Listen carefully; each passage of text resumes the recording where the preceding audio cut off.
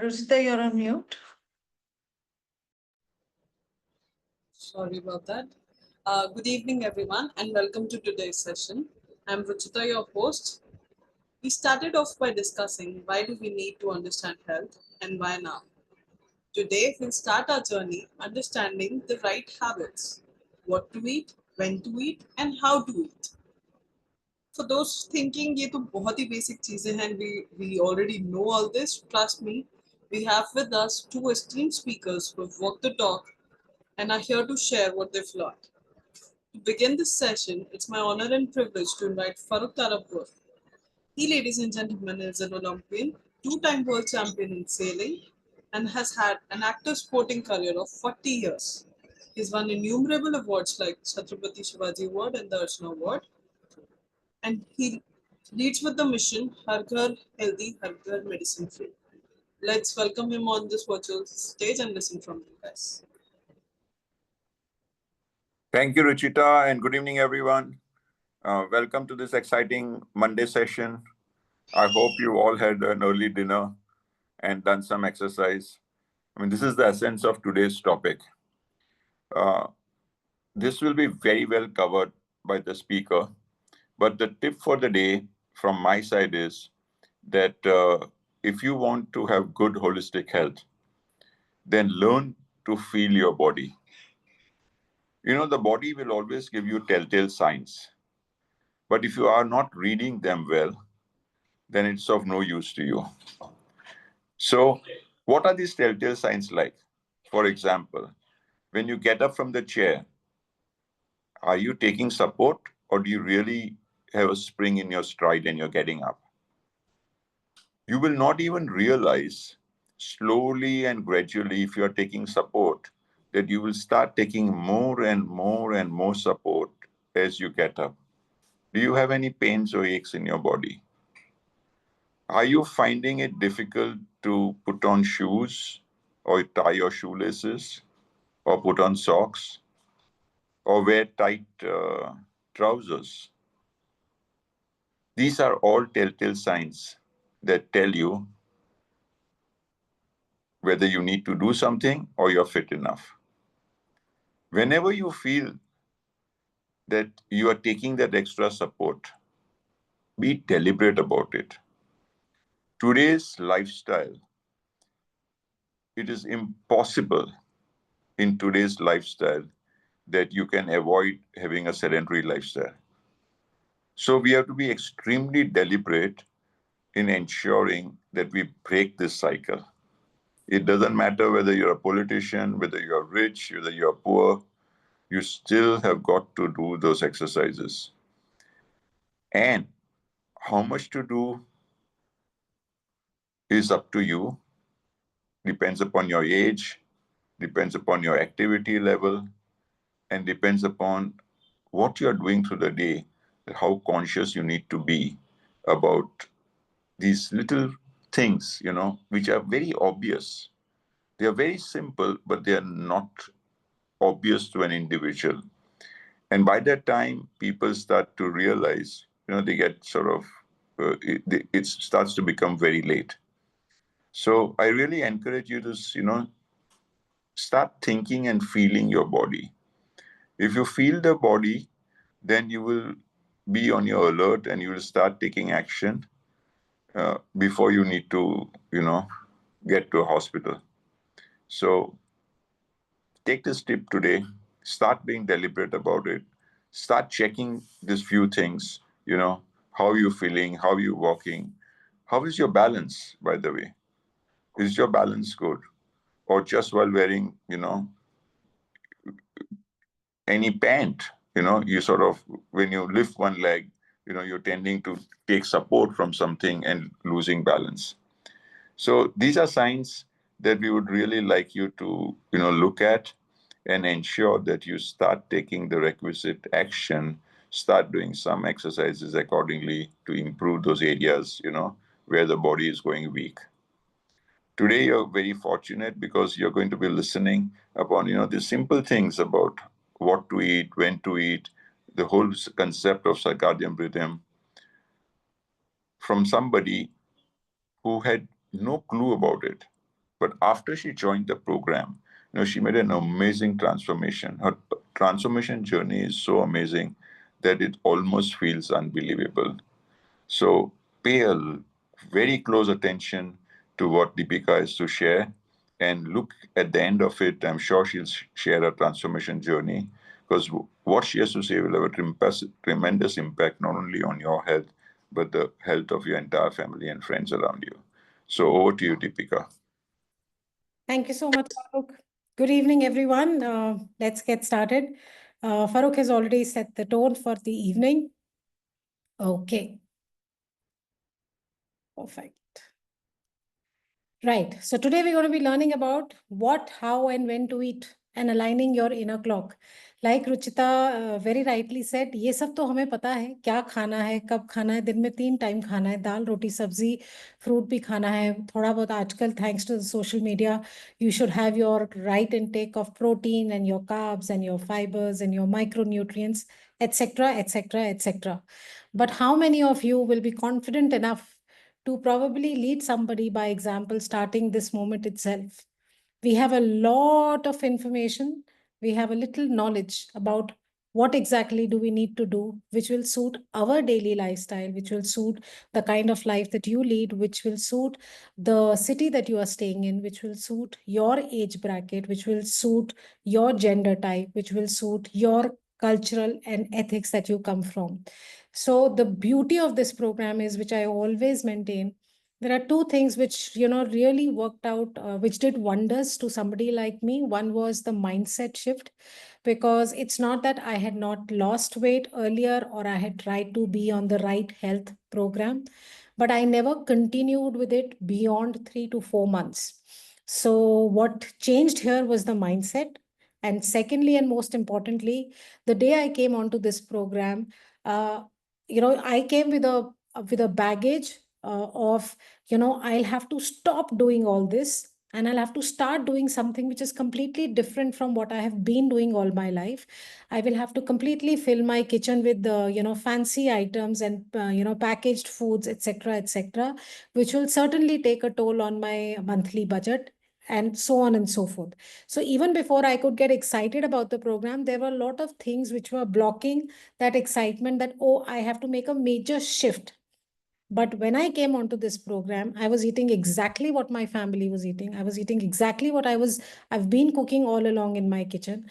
The only thing that I did, the only thing with the corrections that I made was, what is it that I'm eating? What combination that I'm eating? What quantities of stuff that I'm eating? When am I eating? When do I stop eating? So it did wonders to me, to my overall health, to my mindset. It has done wonders to a lot of other participants. The idea is not that you just make notes and then forget it. The idea is for you to make it a way of your life, and that's exactly why we repeatedly say that keep attending these training sessions. If you just keep plugging onto these training sessions every Monday and Friday, you will not even realize when the information that's being given here becomes a part of your daily life. Your mind will keep cross checking every time you're probably eating a wrong combination or eating at the wrong time, because you have repeatedly heard from one of our speakers that this is the right time to eat, this is not the right time to eat. So, and secondly, please share your meal plates. We have some couple of lot more new joinees on the group, and it's your moral responsibility as a veteran on the group to showcase the right practices so that they can also benefit from it like most of us have. And with that, let's get started with today's session. It's all about finding what is your mindful eating cycle. Why do we need to focus on this?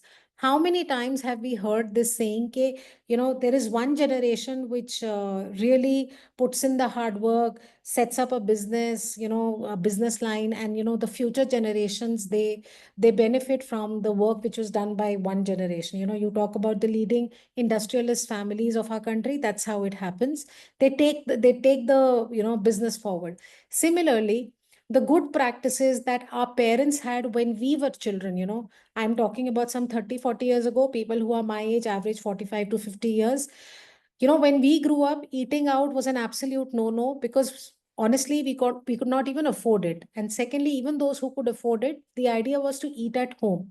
So whatever good practices that our parents, our grandparents did benefited us while we were growing up. Now, turn the chapter about, say, 10 years ago, whatever practices that we indulged into, when we started working, we were in, 5 years, 7 years down the lane of our corporate life. Whatever we did, we are probably paying the price of it today. And if today you are eating, say, once or twice every week outside, and you have a lot of processed food and you have a lot of junk food in your kitchens and in your groceries, our future generations are going to pay a price for that. So we need to be extremely mindful about what is it that we are sowing today in the young minds of the young so that they can have a better future. Why do you eat? What do you eat? Is it because it serves, it serves your palate, or is it because it serves your body and your gut? When do you eat? When do you want to eat? Is it at 2 o'clock at night? You want to binge when you're probably watching something on the OTT, or what do you eat? What is it that you want to eat? Do you want to eat a pre-processed or a packaged, a fancy looking packet of snacks, which will probably make you hungry within half an hour of eating it? Or would you probably, even at odd hour, choose a healthier option that will give you a satiety for a longer period of time? How do you eat? How much overcooked or undercooked is your food? How old or fresh is your food? How processed or raw is your food? How much do you eat? So does your plate look like, a heap of, those sorted and biryani rice, or does your, and, little dal and little sabzi, or does it look like a plate full of salad with the right amount of protein in terms of dal, right amount of vegetables in terms of fiber, and a small portion of simple carbs? Where do I invest my energy? Now, when you are having so much of input of energy, say about roughly 1,500 to 2,000 calories in a day, yes, your body is taking care, it takes the responsibility of burning a big chunk of those calories, doing the daily activities and maintaining the healthy, vital organs, they're running of your vital organs. But what about the surplus energy? Are you letting it go and get stored in the different pockets of your body as fat? Or are you trying to burn that much energy or maybe a little more so that the fat deposition is almost negligible or the bare minimum that your body requires? Some key questions that will get you thinking as we go ahead in this session. Now, yes, macronutrients and micronutrients, we had really read about it, studied about it in our courseware, but somewhere along the line, what we just remember is, yeah, vitamins and minerals, protein, carbs, and fiber. Very important though. So what are macronutrients? Like the word suggests, macro, your body needs them in larger quantities. Nutrients that your body needs in larger quantities, predominantly subcategorized as carbohydrates, lipids, which is fats, and proteins, and also a little bit of fiber. And micronutrients are the ones which your body requires in little quantities, which are your vitamins, minerals, and phytochemicals or phytonutrients. Simply put, carbs, they give you a lot of energy for your body. They support your health and immune function, your daily activities. Your fats, there are good fats and there are bad fats. What you need to focus upon is the good fat because they support your cellular function. They protect your body. They give your body that buffer to take care in case of any kind of exigency. That's where your body picks up its, stored reserves. Protein, right from the first hair strand on your hair to the last toenail, every cell of your body is made out of protein. Unlike carbohydrates, fats, and micronutrients, protein is one element that your body does not store for future usage. So, which means it has to be a daily intake of protein, which will get consumed in a day. What doesn't get consumed in a day gets flushed out of your body the next day. So it is like every day you have to dig the well of protein. Every day you have to fill up your protein tank for your body to utilize. And when your body is severely depleted of protein over an extended period, it can have very severe impact on the overall health of your body. So yes, it regulates your cellular processes, every cell requires protein for its optimum performance. Coming to micronutrients, we know vitamins, vitamin A, vitamin B, etc., etc. But essentially, what do these vitamins do? They support your cell function, its development and growth, and they function as antioxidants. They assist in the absorption of other nutrients. Now, antioxidants we really require on a daily basis because whether it is our home, whether it is the road that we are traveling on, whether irrespective of wherever you are, your body comes face to face with at least 6,000 times the pollution that your body can take, that your lungs can take. Imagine the amount of pollution in terms of food, water, air that your body suffers on a daily basis. And if you don't have enough phytonutrients, you don't have enough antioxidants, your body will take a toll and it will fall susceptible to small and big problems and diseases. Minerals, they support your bone, muscular, and cardiovascular health, your nervous system functions, and they produce enzymes and hormones, which are very, very essential for the optimum running of your health and your body. Your phytochemicals or nutrients, these are not really considered essential, but trust me, they really help you prevent chronic diseases. They exert actions such as anti-inflammatory, etc., etc. So broadly, we know we need macronutrients, we need micronutrients. थोड़ा समझते हैं कि कैसे हमारे day to day activity में, day to day diet में you can very easily put them on your plate with whatever is available in your house.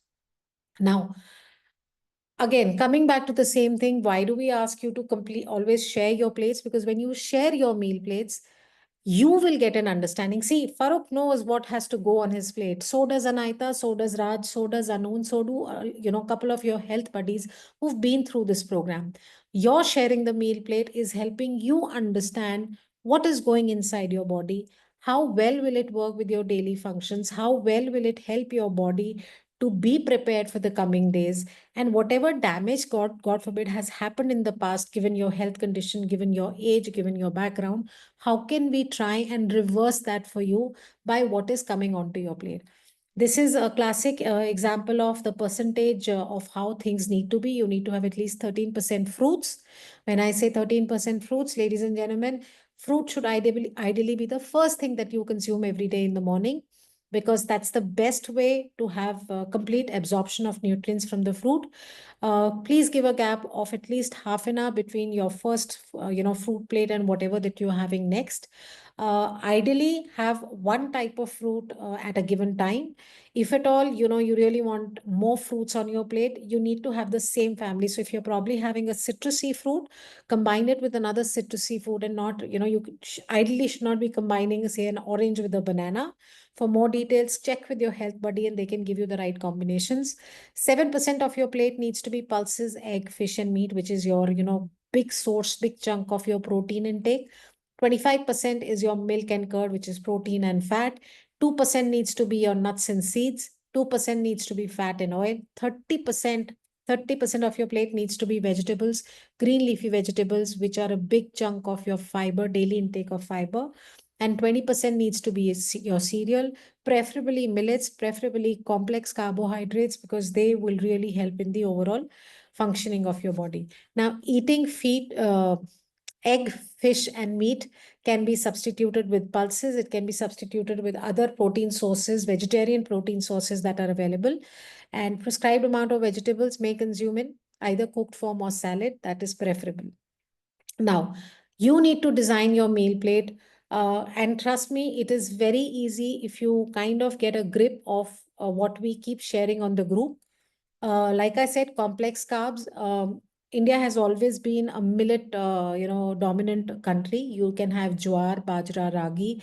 You can have whole wheat, which is basically not taking out the top coating of the wheat. You can have brown rice. You can have whole oats, quinoa, dalia, etc. You can have poha, but again, in poha and all, which are simple carbs, should be in limited quantities. In protein, you have these options of sprouts, which is moong, chana, and maybe other pulses. You can have beans, you can have lentils, you can have soya bean, you can have edamame beans, which are great source of protein. Nuts and peanuts, almonds and cashew nuts, again, should be in controlled quantity because they're very fattening.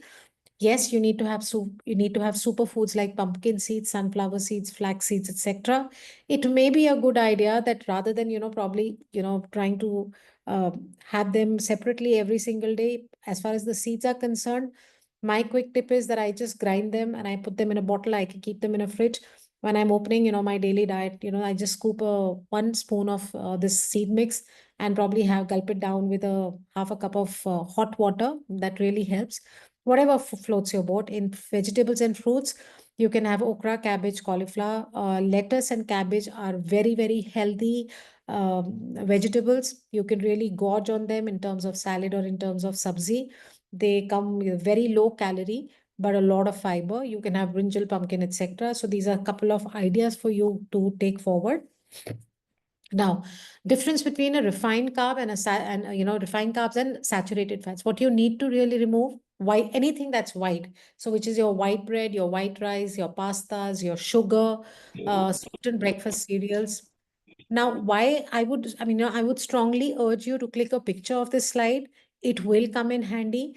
I come from a family, I come from an army background. I started working. I used to practically have at least 4 to 5 meals. I'm talking about meals, could be lunch or dinner, could be, either of the two, 4 to 5 meals outside. The whole objective, while I was even cooking at home, because I kind of like cooking, I enjoy my cooking, was how can I make every meal tasty?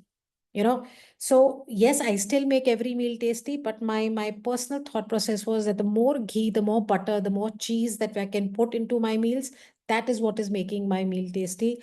And there was nothing more far away from the truth.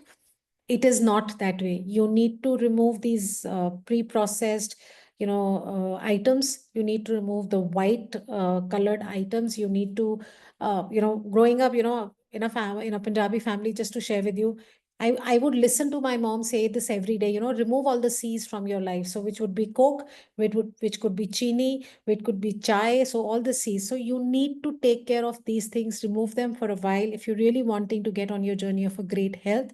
And it's not difficult. If an absolute foodie like me can do it, trust me, anybody can do it. I strongly mean it. People who know me on the group, the people who've been, who've known me for the last 10, like Farooq rightly said, when I used to hear him say 10 years ago, saying that, just sit on your, when you're attending a Zoom meeting, sit on your chair and just keep crunching, with the reverse crunches. And I would think, why, I would just spend half an hour in the morning, do my exercise. Why do I have to do it the whole day? और वो कभी नहीं होता. You don't do it. You think you'll do it for 3 days, and most of us, we kind of sway away ourselves कि अच्छा ठीक है, कल कर लेंगे exercise, परसों कर लेंगे. It is these little pockets of information that make a big difference in your overall health and your lifestyle. When I talk about saturated fats, fats like butter, margarine, coconut oil, whole milk, full fat dairy products like cheese, fried food, fast food, snack foods like chips, etc., etc., etc. Now, thoda sa, it's just a small packet of namkeen. It's hardly 10 rupees. How much would it be? It's just 50 grams of namkeen.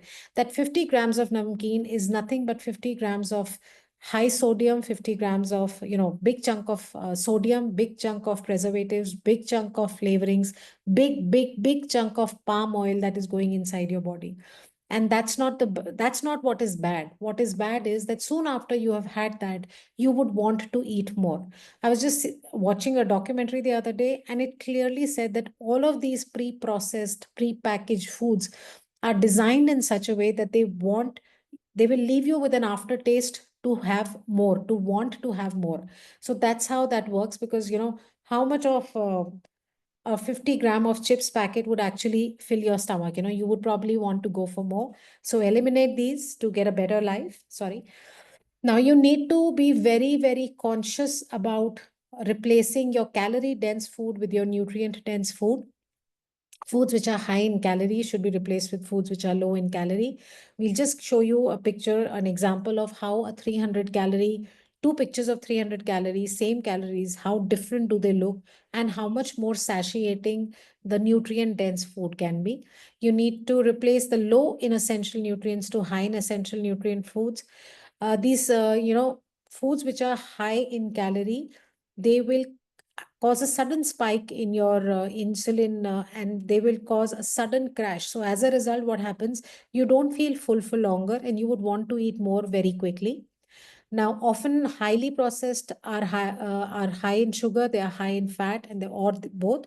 But the ones which are nutrient dense are usually they're whole, they are unprocessed, so they will carry less fat, less sugar.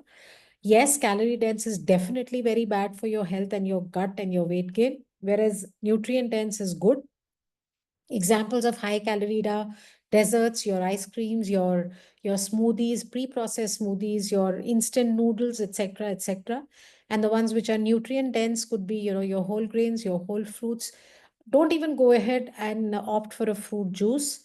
The best way to consume a fruit is to have the fruit as whole. If not that way, probably you can cut it, peel it, and have it.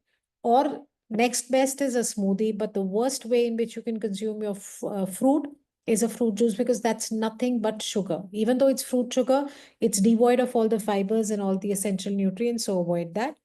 Now, like I said, 300 calories. On one side, you have a bread pakoda. That's also like a half a portion of bread pakoda, which is 300 calories. And on the other side, you have 2 cups of pineapple and 1 cups of blueberry. Now, blueberry, very rich in antioxidant, full, I mean, it's packed with nutrients. Pineapple, 2 cups of pineapple, trust me, it does wonders to melting your belly fat or the fat stored in your body. It works like a fat grater, and it's good to taste. It's a lot of fiber. It helps in burning your fat. So I'm sure you know which is a better option. And the whole magic, the whole trick of having a nutrient dense vis-a-vis a calorie dense is that when you feel the urge to eat something, quickly grab the nutrient dense food and have it. The urge to have the fancy one is only till the time you feel hungry and you want to grab onto that. Once your stomach is full, the urge to eat, dive into a calorie dense food will be much, much lesser. This is essentially why Farooq repeatedly says this, that have your meals on time, whether you're busy, whether you're on road, whether you're at office, because when you don't eat your meals on time and you delay it, you will start feeling hungry. And when you start feeling hungry, you will grab the first thing that you can see, which is quick and easy to eat. And definitely, you find it more tasty. But when you have your foods on your meals on time, the urge to eat what you're not supposed to will be definitely much, much lesser. Some basic don'ts. I don't think there is anything here which you don't know, but the whole objective of repeating them in most of our training sessions is, just reiterating, just pounding it back in your mindset that you're not supposed to have. So yes, we know white sugar. Actually, sugar of any form is bad. A lot of people say that, I'm having good wali chai. Pehli baat to chai, why do we even need it 6 to 8 cups or 4 cups or whatever? Thanks to Farooq, people like me and Veda who were at least having 4 to 6 cups. I think I've come down to practically one or none. And I really don't think I miss it too much. And replacing sugar with the good is the only difference is that yes, sugar is refined and good certainly has minerals if you're getting it from the right source. But if you can just avoid it completely, fantastic. Junk food, absolute no. Smoking, drinking, we know these are bad habits, even to anybody who's an absolute in the fit of health. So please avoid if you can. Don't subject yourself to getting addicted to these. Spicy food. Now, there are two thoughts to it. One says that, spicy food or high in chilies food helps you burn fat, but it's not really good for your gut. So maybe people who resort to once in a while cheat meal can do so. Uh, Thanks to Farooq and the mindset that this group gave me, in my journey of 1.5 year, I honestly never had any cheat meals. I didn't. I mean, it was a no. I never allowed myself. So we leave it for you to decide. Caffeine, tea, coffee of any form, they are addictive. They cause a lot of dehydration. They cause a lot of water retention in your body. And oftentimes it's not the caffeine which is the problem. What the problem is, especially, you're having it either when you're watching TV or you're working in office, is the accompaniments that you have with your chai and coffee, which could be a pack of biscuits, a pack of chips, a pack of namkeen, etc., etc. So the combination is really deadly. Processed foods, like I already said, calorie dense food we've discussed. Spend time on screen during meals and before bedtime. Again, we've had fantastic sessions on the harmful effects of these blue rays that come out of our devices. And mindful eating is when you are only eating and you're focused on eating. Stop eating your meals on bed if you do. That was a practice we had, and we ended up, overeating and then, probably having a dessert and then probably finishing the dessert when the dessert got finished, when it got over. So, refrain from that. These are little harmful habits. And yes, avoid your screen time at least an hour and a half before you go to sleep. It'll help you sleep better, and sleep get up even better.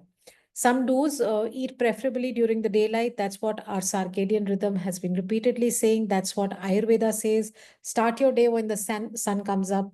Kind of, culminate your day when the sun goes down, which also includes the work that you do and the food that you eat. Eat a diet rich in fruits and vegetables. Incorporate prebiotics. Now, in India, prebiotics is something you really don't need to tell people, be it north, east, west, or south. We are very heavy into charge. We are very heavy into lassi. We are very heavy into these prebiotics like kanji, etc. So focus on your prebiotics. Stay hydrated by drinking enough water. Try not, restricting your water intake post 6:30, 7 o'clock, closer to your bedtime, because then you will not be able to sleep peacefully and keep running to the bathroom. The best way to drink water is to eat your water. The best way to eat food is to drink your food.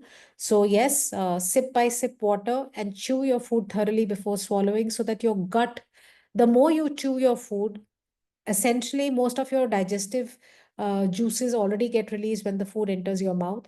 The more you chew it well, the more you granulate it well, the lesser work your gut will have to do, and it'll be under less stress. Incorporate fiber rich foods in your diet. Get enough sleep each night. 6 to 8 hours of sleep, 7 to 8 hours of sleep, very very essential. You are in your deepest sleep between 10 to 2. So if people who are awake till 12:30, 1 o'clock, trust me, you've already eaten out of a major chunk of the best time, the deepest sleep that your body could get. Include one fermented food every day. All the states, all the corners, nooks and corners of India have their staple fermented food as a part of their diet. Whatever it be for you, you may indulge in that. Exercise regularly, whatever floats your boat. You love to dance, switch on the best music, 30 minutes in the morning, dance. You like to swim, go for a swim. You like to play a game, go for the game. You like to work out in the gym, do that. Uh, little things that you enjoy doing, because when it's yoga for a lot of people. Do what you enjoy, because that's how you will ensure that you're doing it for a much extended period of time. Consume nutrient dense food. We've already spoken of a plant based food, or the kind of what do you call the food practices that are the adulteration in food that's going on. Trust me, I have already seen a lot of people around me. People are refraining from a non-vegetarian or a poultry based food, because it's completely devoid of taste, it's completely devoid of nutrients, it's very very synthetic. A lot of malpractices are going on to increase the produce, etc. So plant based food, yes, there are certain practices in that too, but it is definitely much safer and much more nutrient dense. Give a gap of at least 2 hours between dinner and bedtime. It should be rather more, because people who are a part of this group who are trying to probably, have finished their dinner by say 7:30, 8 o'clock, and they're probably sleeping by about 10:30, 11. That's a good time gap. Manage your stress through relaxation methods. It could be meditation, it could be reading a book, it could be listening to some calming, soothing music before bedtime. Again, whatever you prefer, indulge in that. Now, why am I saying that you should eat your food, you should chew your food, so that actually it becomes like a smoothie, it becomes like a drink by the time it enters your gut? Because slow eating, which involves chewing food slowly and thoroughly, effective strategy for controlling the appetite in order to avoid being overweight or obese. It has a lot of other benefits, some of which are: the more you chew, enhanced digestion of nutrients. So your body absorbs more nutrition, more nutrients when the food is well digested and well chewed in your mouth itself. When you chew your food better, you will consume less calories. Why would you do that? Because when you chew your food better, you will take longer time to eat your food. And it is scientifically proven that it takes about 20 minutes after you've finished eating your food for your gut to send a signal to your brain that it's full. And oftentimes, when we eat quickly and we just keep eating till the time we are literally full till here, is when we stop and then we feel, oh my God, I can't even breathe. But if you're if you're chewing very slowly, by the time you're at, supposing, your last morsel of say one and a half, two chapatis or whatever that you eat, you are giving that time for your gut to signal your brain that it's time to stop eating. So you will not overeat. And when you don't overeat, you will definitely consume less calories. Increased water consumption. When you chew slowly, it reduces the risk of diabetes and other metabolic diseases. You are less likely to become overweight because you're doing a mindful eating, because you're taking enough time to chew your food, and it's getting, giving that satiate. It satiates your body, it satiates your gut. You will not snack quickly. You will feel fuller for much longer, and hence that will help you. So chew your food so that you can actually start drinking your food. and eat your water sip by sip by sip. Now, 4 ways how you can slow down your eating. Don't stand and eat or eat out of a box or a carton. It should ideally be a plate which you fill up even if when you are at office. Eat foods that take longer to eat. Why do we say incorporate a lot of fiber-rich food, incorporate a lot of salad in your food? Because I don't know about you, but each time I sit with my salad bowl, I just keep chewing, chewing, and I feel tired at times. And how much do I need to chew? So yes, you need to put foods that take longer, a lot of beans and legumes, etc. Do not eat while you're doing other things. So probably, or do not do other things while you're eating is the other way I'd like to put it across. One of which is probably scrolling through your phone. The other could be watching TV, etc., etc. Or maybe, when you're talking to somebody in a meeting or whatever, because you don't realize how much you're eating. Put your spoon down between bites. Now, most of you would say, Deepika, itna time nahi hai life mein ki matlab, after every bite, I put my spoon down. We have done it, so we know what benefit it brings to your life. Try doing it for next time you're having your meal, and you will see the difference. Yes, it might seem a little boring at first, but the after effects of it, of you feeling lighter, not heavy, not bloated, will be definitely worth the try. Now, when to eat, listen to your inner clock. अभी तो समझ लिया what all do we need to eat, what combinations, etc., etc. What time do you need to eat? Now, people who attended these sessions before, they know this is one of my absolutely most favorite topics to talk about, which says, do you know that your body has an inner clock other than the clock that you actually follow in your daily life? That's what your body clock is. Have you ever noticed it? Have you ever seen that when you are, changing your patterns in terms of probably going for a get together, going for a wedding, going for a party, where you've ended up eating, say, at about 11:30, 12 o'clock at night after a couple of, beverages or hard drinks that you've had? How do you feel the next day? Have you realized that one day that, you wake up and you're like, no, today I'm going to do everything right, eat my breakfast on time, eat my lunch on time, eat my dinner on time. And how do you feel the next day? Have you experienced the difference between the two? So normally what a regular body clock, it has 24 hours, right? So it's been broken down into, from the morning to the afternoon, which is your morning, midday, and then from evening to night, which is your midnight, from sunset to sunrise. Now, what essentially, how is our body designed? Our body is designed that when the sun rises, there are certain hormones get released that tell our body it's time to be up and above. It's time to start, eating something so that the body can get in action. It's time to do the outdoor activity, indoor activity, etc. It's time to be in motion. It's time to do the activities. But when the sun sets, again, certain hormones get released, which tell our body it's time to shut the shop finally, be it your eating habits or be it the other activities. That's the time your body is repairing and rebuilding the wear and tear that you or your daily activities have caused. So when it's very, very, very essential to have a good night's sleep, to sleep on time, because when you don't do it as a regular pattern for a couple of years, and then suddenly one day when your doctor says, God forbid, that, now you're a diabetic or you're hypertensive, etc., etc., you ask yourself, aisa kya kiya, I sleep on time, I wake on time, etc. But is my definition of sleeping on time and a good night's sleep what it is supposed to be? That's a question you need to ask yourself today and take action accordingly. Now, the inner clock, our bodies are designed to work with the time when the sun is up and above, and they are designed to retire for the day when the sun goes down. In light, we work. That's the time we eat. That's the time we exercise. That's how our body and our brain is trained. But when we don't do that, that's the time we are interfering with the natural clock. Now, body functions regulated by body clock. Why is it essential to follow the body clock? Because your sleep quality is regulated by your body clock. If you're not eating on time, if you're not probably finishing up your eating patterns by the sunset, it is definitely going to affect your sleep quality. You will, the more you delay your sleep, say 10:30, 12 o'clock, your mind is at a very high alert because you are, exposing your eyes to this blue light, this screen light. So you will you will have a lot of difficulty falling asleep on time and getting a good sleep.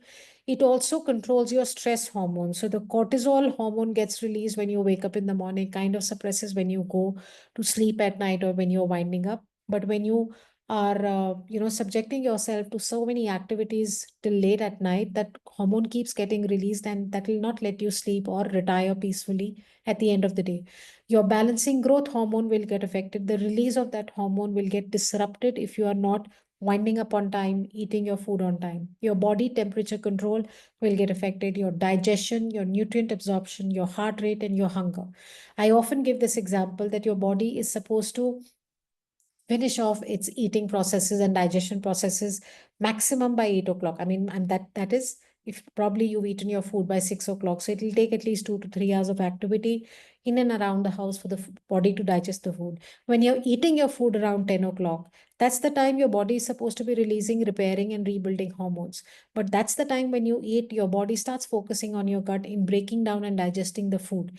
And hence, those hormones which are responsible for rebuilding and repairing your body, they get interfered. Either they don't get released or they get interfered, and that impacts the overall well-being of your body. And that is why you feel sluggish and tired when you wake up next day in the morning, because the body has not been able to do what it was supposed to do. So few things for you to keep in mind. This is the circadian rhythm that I just love, because once you've understood this, it will not let you disrupt this cycle day after day after day. This is the inner clock and its functioning. Let's optimize our heart by focusing on when to eat. So when you see 6 o'clock is the sharpest in the morning, is the sharpest rise in blood pressure. That's the time your intestinal movements begin. That's the time you need to relieve yourself every day in the morning, flush out, whatever the waste is there. Between 10 to 12, your brain function really gets alert. Between 2 to 4, the best muscle force, probably a good time for your workout. Between 4 to 8, the blood pressure is maximum. Now, my mother is a heart patient, and I remember when she had initially come out of this entire episode, the doctor was asking us to monitor her blood pressure, once or twice in a day. And for months, for about 4 to 5 months before her next review, me and my sister were, wondering that why is it that in the evening when we take her blood pressure, evening her blood pressure really rises. And we actually shared it with the doctor, and he says, no, it's okay. That's fine. But he never answered as to why is this happening. It is when I was a part of this program and I studied and we got trained that I realized that that's how our body operates. Now, if my doctor had put me to, my rest, my worry to rest, that's how the body operates, it's okay. That's something called as, I know doctors don't do that. I don't expect them to. But this is the key takeaway for me, that this was normal. For a heart patient, that to your mother, you're always worried that why is this, what this symptom is, that every evening her blood pressure rises. But once I was thorough with this particular topic, I knew I don't have anything to worry about. So that is how it helps in your day-to-day life. Between 6 to 10, your body temperature is maximum. Your melatonin release starts telling your body it's time to kind of wind up for the day. 10 to 2 is your deepest sleep. I know most of us cannot wind up for the day by 10 o'clock, but try and stretch it, but don't do it beyond 11 o'clock. Try and get into the bed so that you can get a good night's sleep. Between 2 to 4, your body temperature is minimum. And between 4 to 6, your cortisol release starts preparing your body for the next day. Now, there are two aspects of food clock. One is your type of food and one is your time of food. Remember when we started off with this session, I said, what are you eating? When are you eating? What combinations are you eating? All of these factors, very, very important. So when the sun is up and above, you need to have your fat, proteins, and carbs in the morning time.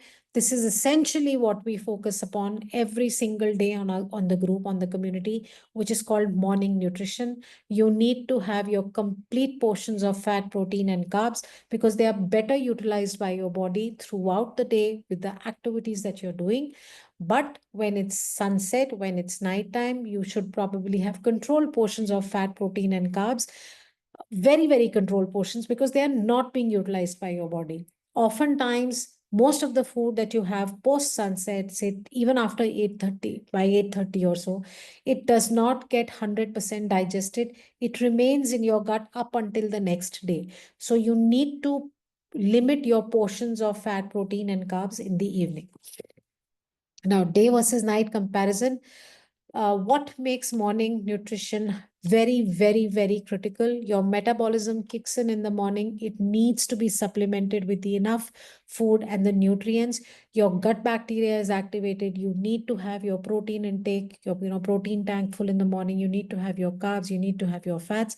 Your insert. So when you sleep throughout the night, whatever nutrients, whatever energy that your body had, gets consumed because of the repair and rebuild that your body is doing. Your body is severely depleted of these nutrients when it gets up, when you wake up in the morning, and hence to kickstart your metabolism, to kickstart your bacteria, for maintaining your insulin spike, for your protein tank to be full, your morning nutrition has to be 10 on 10, 100% in the right quantity.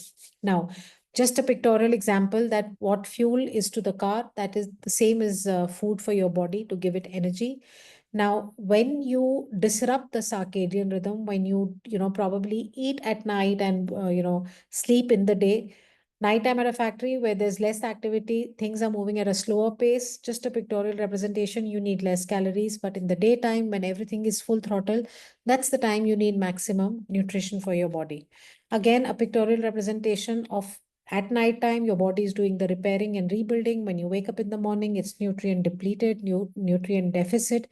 And for you to maintain it day on to day, every day in the morning, you need to supplement it with the morning nutrition, with your complete plate of protein, carbs, and fats. On the left, during the daytime, when your insulin spike is controlled with the kind of food you're eating, the portion that you're eating, and the time that you're eating, that is how the body works like a clockwork. But when there is a disruption in the lower release of insulin or a disruption in the release of insulin, it causes a chaos in your body. And that's what you need to really focus upon.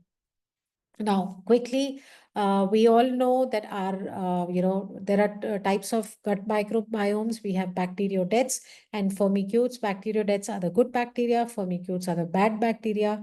जब आप इस दुनिया में आते हैं, कुदरत आपके, the nature provides you your gut with the good bacteria and the bad bacteria. The percentage of good bacteria is 85%. The percentage of bad bacteria is roughly about 15%. But जो lifestyle हम जीते हैं in terms of, the activities that we do, the food that we eat, the places that we go, the amount of travel that we do, the pollution that we face, etc., etc., etc., it completely reverses this proportion. So the age in which that you and I are, probably we right now have 85% bad bacteria and about 15% good bacteria. And that is essentially the reason why we face problems like irritable bowel syndrome, like constipation, like acidity, reflux, etc., gas, bloating, etc., etc. Now, what you need to do is, people who are very new to this program, we strongly recommend, because, yes, you may just start off with your great health journey, but that great health journey will be much more delayed if you don't start with a gut reset program of 10 days. Speak to the person who's invited you here. Your health buddy will be able to handhold you to do the 10-day gut reset. Without the 10-day gut reset, imagine that your health is like a road which has a lot of potholes. Now, one thing is that you don't want to do the gut reset and you just want to probably get onto the journey. It's like, on top of those potholes, you've just put some tar and you've just built another road. But the potholes still remain. And, the first rain or the first disruption in your health, and those potholes will come popping up open. What you need to do is you need to make sure that those potholes are taken care of. And that's exactly what gut reset does. It restores your gut health to factory settings. When you complete the 10 days of gut reset, you will have more, about 80-85% of good bacteria restored. The bad bacteria will be, eliminated and down to about 15 to 20%. And that is when you get on to the right journey in the more healthy way. Okay, now the gut physiology. I, for one, was one person who was skipping my breakfast for a very long time because of intermittent fasting, etc., weight loss, whatever. But sooner or later, for some people it's sooner, for me it was later, but eventually you do realize that missing and skipping your breakfast can impact your health in a very, very big way. So morning nutrition, absolutely critical. I think if there is one meal of the day that you just can't afford to miss, that's your breakfast. So, you will have sleep fluctuations if you don't have your breakfast. You will genuinely tend to eat more and tend to eat more calorie dense food if you skip your breakfast. But when you wake up at the right time, you eat your meals at the right time, your body will work like a clockwork. And that's something you need to ensure. Okay. Now, why morning nutrition? Why is breakfast so necessary? When I started off with my corporate journey, you are very excited and you want to look busy, etc., etc. Too much traffic on the road. I couldn't wake up early. I'll have breakfast later. And for years together, I have suffered with chronic headaches. I've shared this earlier also, chronic headaches. I would do everything from taking the pill to getting my massages done, etc., etc.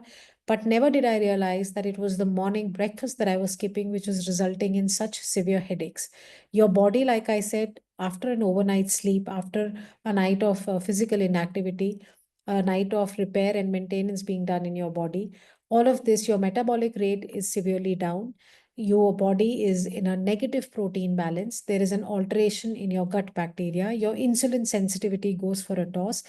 When you kickstart a car which is already on a reserve or maybe lesser than reserve petrol, it will definitely, probably break down on your way to the office. That's exactly what happens to your body. If you kickstart your body, you kickstart your day on a deficit of nutrients and enough nutrition in your body, it will tend to break down. We have a habit of probably supplementing it. Okay, let me just go to the office, I'll have a cup of tea. That tea is doing more harm to you than any good in the long run for your body. So make sure that one thing which is sacrosanct and non-negotiable every single day, one good thing that you can do to your body is please kickstart your body with the right amount of breakfast every single day. Now, morning nutrition, if you're taking your morning nutrition, that is the formula, that is the cheat code, that is the secret to a great health. Take your regular breakfast. Your breakfast needn't be fancy. Your breakfast needs to be complete. It will lead to a healthy state of the body. Regular skipping of breakfast will, and definitely have severe issues on your health in the long run. And finally, we would like to always end this session with a note saying, shine. We want you to shine. This program, this community, this information has helped us shine in whichever aspects that we wanted to. Start your day with gratitude and optimism. It pays. I mean, you can't even imagine how much it pays you. Have your nutrition daily, have nutrition for your body, have nutrition for your mind. Read something new, learn something new every single day, get a piece of information. When you learn about something new, talk to 5 people in that day itself. When you do that, it gets registered, it gets imprinted on your mind for the rest of your life. Intentions, visualize and set clear intentions. I had heard my mentor, Raj, when we had initially started with the program, he just offhandedly mentioned that, that year on the 1st of January, he and his wife decided that this year we will get our health in check. And he said, we just wrote it because we were told to write, that, what is it that you want out of the year? And lo and behold, by the end of that year, they were in the most fit part of their, fit form of their life ever. I mean, you can get to see their pictures whenever you want to. So it's not about what you are saying and will it come true or not. You need to set that intention and you need to let the universe do the magic around you. It has done for so many of us. Just follow the course, stay the course, learn something new every day, swim, dance, cycle, box, work out in the gym, do some form of exercise that you love, that you enjoy. And finally, because it's always requested by Farooq and the other fellow team members, this was my transformation from this particular community. I have always been overweight all my life. I personally don't remember when was I this fit in the last 20, 30 years. The idea when I started off with this journey was only one fear that my body had started giving me certain signals, which made me realize that I have a family history of diabetes. I have a family history of cancer. Now, like Farooq says, that it's not the disease that runs in the genes, it's the lifestyle that runs in our daily life. So somebody who would wake up to parathas and high calorie food every single day, it was the lifestyle that needed to be changed so that I can stay away from those deadly diseases. That was the fear that helped me, that probably incentivized me to get on the health journey. Losing weight and getting little in shape was the second byproduct of this entire program.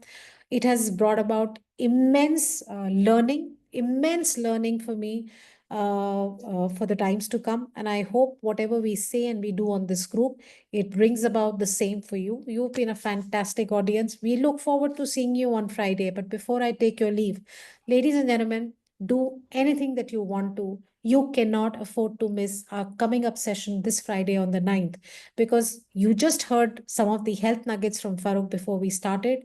But here is a man who's had over 40 years of, sporting career, representing India in all possible international platforms that you can think of. He is one person who's been on a 50 plus years of health journey. I mean, if he can put people like me back in shape, he can do it for anybody and everybody around the world. We're going to be having an absolutely exclusive, phenomenal session with Farooq. You're looking at YouTubes, you're looking at Instagrams, you're looking at Facebooks, and you're listening to a 10-second video, getting inspired and trying to probably incorporate that health bit, that health nugget in your daily life. We're going to be giving you about a 30 to 40-minute exclusive, straight from the man, how he's achieved this level of fitness at the age of 50 plus. His biological age is that of a 20-year-old with probably a body fat less than 5% or maybe 4%.